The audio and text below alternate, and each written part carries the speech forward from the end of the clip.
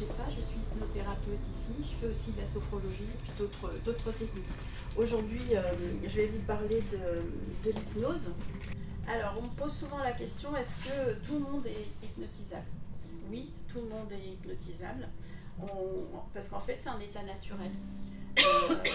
C'est ce que nous expérimentons tous les jours, toutes les 90 minutes, on a un état qui est un état de conscience modifié.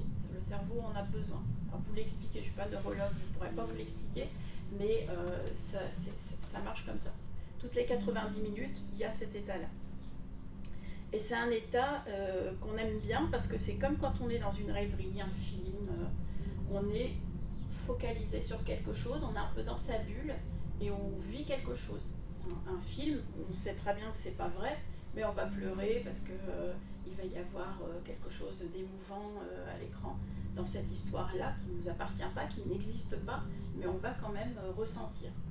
Et quand on est dans cet état de transe et qu'on vit une expérience intérieure, on a, comme quand on regarde un film ou quand on lit un livre, on est captivé, il se passe des choses. Comme si c'était réel. Alors, il y a un mythe qui dit qu'on doit être inconscient en hypnose. Alors, c'est tout à fait le contraire. Et très souvent, ce que je dis, c'est que vous avez les yeux fermés ici, là, au moment où vous recevez le soin, mais les yeux sont ouverts à l'intérieur. Et c'est très éveillé. Au contraire, c'est vraiment une expansion de la conscience. C'est quelque chose qui permet vraiment d'aller voir en soi les potentialités qu'on a, les ressources qu'on a.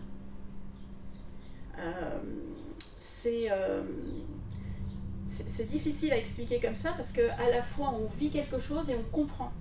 C'est comme s'il y avait deux choses qui étaient un petit peu déréglées et hop, tout à coup l'engrenage se fait et ça commence à marcher ensemble. Et du coup l'inconscient et le conscient coopèrent vraiment ensemble. Oui, j'aime bien, c'est l'idée d'Alice au pays des merveilles. Oui. C'est vraiment aller voir de l'autre côté du miroir. Ouais. On vit une expérience qu'on ne croyait pas possible en rencontrant une autre part de nous-mêmes. On va vraiment rencontrer une part de soi. On va laisser quelque chose s'ouvrir à l'intérieur et puis on va découvrir des choses. Si on est vraiment dans cette recherche-là, il y a des choses étonnantes qui se produisent. Des personnes qui après qui arrivent avec une angoisse, avec quelque chose de très, très lourd, qui vivent ça, qui laissent la porte s'ouvrir et d'un seul coup c'est une espèce de libération qui se produit. Et puis on va aller prendre des capacités, alors c'est un peu les ressources, le potentiel qu'on a à l'intérieur de soi et qui va permettre, qu'on va s'autoriser à ramener dans la réalité. Souvent on ne s'autorise pas, mais là, dans cet état-là, on peut. Donc on s'autorise à ramener ça dans la réalité et c'est vraiment ce qui va se passer. Mais c'est très subjectif, ça appartient à la personne. Alors l'inconscient. On parle beaucoup d'inconscient en hypnose. C'est une partie de soi. On appelle ça l'inconscient, mais c'est quelque chose qui nous échappe. L'inconscient, en fait, c'est 95% de ce qu'on fait. On le fait inconsciemment. Quand on respire, on ne réfléchit pas. Il faut que j'inspire, il faut que j'expire. Ça se fait tout seul. La digestion, elle se fait toute seule. La température du corps.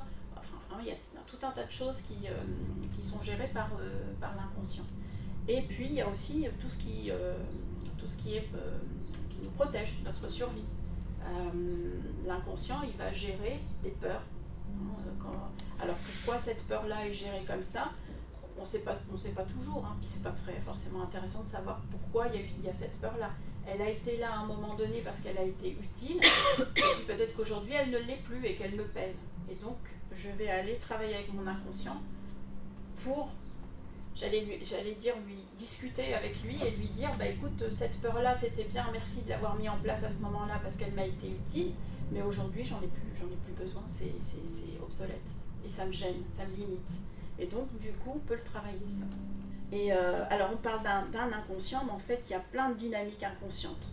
On a des réactions qui ont été programmées, des apprentissages. J'ai appris à faire comme ça, donc je continue à faire comme ça. Et en fait, je pédale un peu dans la semoule aujourd'hui parce que c'est plus comme ça qu'il faut que je fasse, il faut que je change les choses.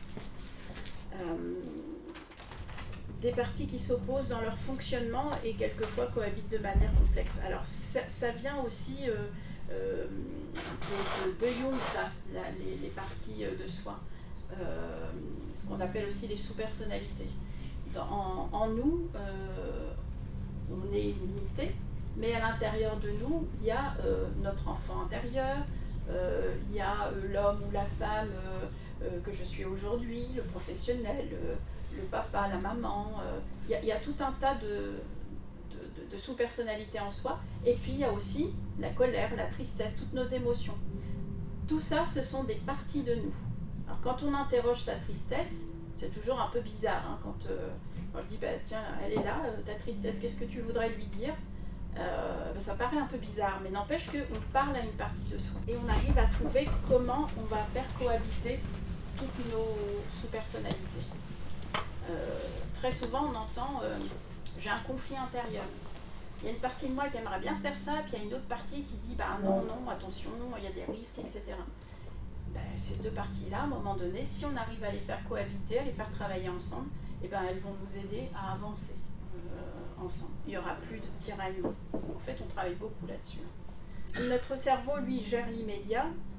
Il n'a pas été habitué à gérer le long terme. Donc, en hypnose, on va stimuler ce qui gère le long terme. Donc, quand une décision est prise, qu'un changement est pris, on va travailler sur cette partie-là pour que ce soit dans la durée, que le changement tienne dans la durée. Alors l'inconscient, oui, on dit en hypnose, hein, c'est un des présupposés de l'hypnose, que l'inconscient est un réservoir illimité de ressources. Donc comme je vous disais, les parties de nous, on va travailler dessus parce qu'elles peuvent provoquer un comportement limitant. Si le comportement est ok, on ne va pas travailler dessus, hein, on va travailler que sur ce qui est limitant, ce qui nous empêche d'avancer. Et en travaillant là-dessus, on travaille sur les dynamiques intérieures et leur complexité. Parfois, il y a des choses très très complexes. On reprogramme son cerveau avec de nouveaux choix, parce que quand on fait ce travail-là, il y a plein de possibilités. On va découvrir un champ des possibles énormes, et on va ramener ça dans la réalité.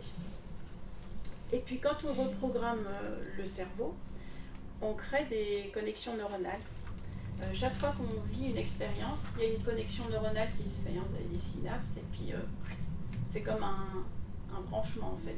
Il y a un point, un autre point de neurones, et une connexion qui se fait, une connexion électrique. Et ça on le voit, hein, en IRM.